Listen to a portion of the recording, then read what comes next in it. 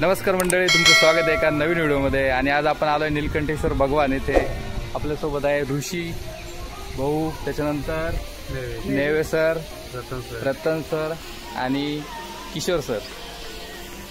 नीलकंठधाम हे भारतातील गुजरातमधील नर्मदा नदीच्या काठाजवळील पोईचा येथे स्थित एक हिंदू मंदिर आणि आध्यात्मिक सांस्कृतिक परिसर आहे। या मंदिराला नीलकंठधाम किंवा पोईचा स्वामीनारायण मंदिर असेही म्हणतात।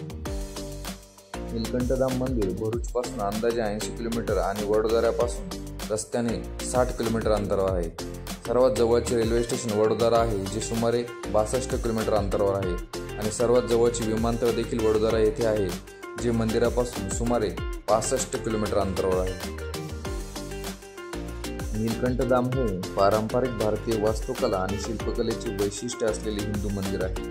हे मंदिर श्री धर्मवल्लभदासजी स्वामींच्या मार्गदर्शनाखाली आणि गुरुवर्य श्री देवकृष्णदासजी स्वामी आणि शास्त्री महाराज श्री धर्मजीवनदासजी स्वामी यांच्या प्रेरणेने स्वामीनारायण गुरुकुल राजकोट संस्थेने बांधले। 28 ऑक्टोबर 2013 रोजी गुरुवर्य श्री देवकृष्णदासजी स्वामी यांनी मंदिराचे अधिकृत उद्घाटन केले। नीलकंठधाम 105 एकरमध्ये पसरलेले आहे आणि त्यात स्वामीनारायण मंदिर, सहजानंद युनिव्हर्स, हिंदू संस्कृती दर्शन, गोधाम, नर्मदा नदीचा समावेश आहे। हे जगातील सर्वात उंच पुतळा असलेल्या स्टॅच्यू ऑफ युनिटी जवळ आहे। मंदिर संकुलापासून फक्त काही किलोमीटर अंतरावर असलेल्या स्टॅच्यू ऑफ युनिटीच्या सानिध्यामुळे प्रवाशांचा एका सहलीमध्ये दोन्ही आकर्षणांना भेट देता येते। स्वामीनारायण नीलकंठधाम मंदिर हे नर्मदा नदीच्या काठावर पोईच्या गावात आहे। स्वामीनारायण नीलकंठधाम मंदिरात संकुलात एक स्वच्छ तलाव आहे, जो त्याच्या एकूण सौंदर्यात भर घालतो। मोराच्या आकाराच्या बोटीद्वारे भाविक मानवनिर्मित तलावातील शिवलिंगात प्रवेश करू शकतात। मुख्य स्वामीनारायण नीलकंठधाम मंदिर विष्णू, शेषनाग, भगवान गणेश, हनुमानजी आणि 12 विष्णू अवतारांसह विविध देवदेवतांच्या मूर्तींनी सुशोभित केले आहे। या ठिकाणी संध्याकाळी आरती हे मुख्य आकर्षण आहे। दररोज सकाळी 7:30 ते 12 वाजेपर्यंत श्री महाविष्णू याग, रुद्रयाग, श्री मारुती याग निःशुल्क आयोजित केले जातात। स्वामीनारायण नीलकंठधाम मंदिर हिंदू पौराणिक कथांचे वर्णन करणारे सुंदर भिंतीवरील चित्रे आहेत आणि प्रत्येक मंडप वाऱ्यावर लहरणाऱ्या ध्वजांनी सजवलेला आहे। या मंदिरात महादेवाची नटराज स्वरूपातील भव्य मूर्ती असून मंदिराचा परिसर अत्यंत आकर्षक आहे। मंदिर इमारतीभोवती सरोवर असून गणेश, हनुमानजी, शिवलिंग स्थापन केलेले मंदिर आहेत। तसेच इतर अनेक छोटी मंदिरे आहेत। एखाद्या महालाचा आभास होईल याप्रमाणे हे मंदिर बांधले गेले आहे। रात्रीच्या वेळी मंदिरावर आकर्षक विद्युत रोषणाई केली जाते। जवळच भाविकांना नर्मदा स्नान करण्याची सुविधा करून दिली आहे। भाविकांची भूक भागवण्यासाठी फूड कोर्ट येथे उभारण्यात आलेला आहे। तसेच अगोदर बुकिंग करून खोली बुक करता येते व देश विदेशातून लाखोच्या संख्येने भाविक येथे येऊन पर्यटनाचा आस्वाद घेत असतात।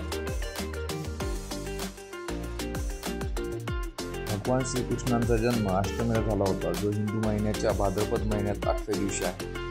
मंदिरातील उत्सव पहाटेपासून सुरू होतो आणि रात्री उशिरापर्यंत चालतो। तसेच होळी हा सण फाल्गुन महिन्यात म्हणजे फेब्रुवारी-मार्च मध्ये साजरा केला जातो।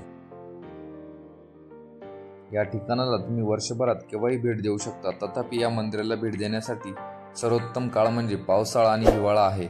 या ठिकाणी मध्यम ते मुसळधार पाऊस पडतो, ज्यामुळे या ठिकाणी स्वर्गीय अनुभूती येते।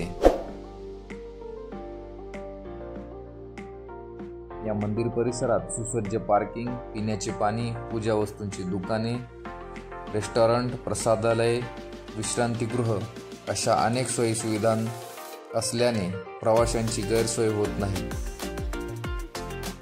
अलीकडेच येथे प्रवेश फी चालू केली आहे, ती फक्त 10 रुपये इतकी आहे। विशेष म्हणजे येथे फोटो काढायला किंवा व्हिडिओ काढण्यासाठी कुठलेही निर्बंध नाहीत।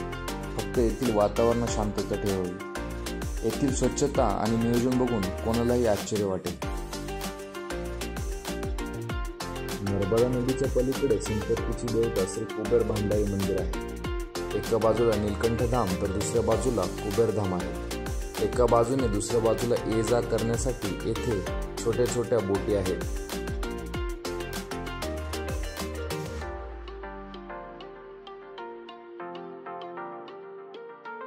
नीलकंठ अष्टधाम येथे nature park, exhibition, light show, light sound show, tunnel of Yampuri, art gallery अशा अनेक गोष्टी आहेत. हा व्हिडिओ तुम्हाला कसा वाटला आम्हाला कमेंट करून सांगा. तसेच असे नवनवीन व्हिडिओ बघण्यासाठी आपल्या चॅनलला सबस्क्राईब करा. धन्यवाद.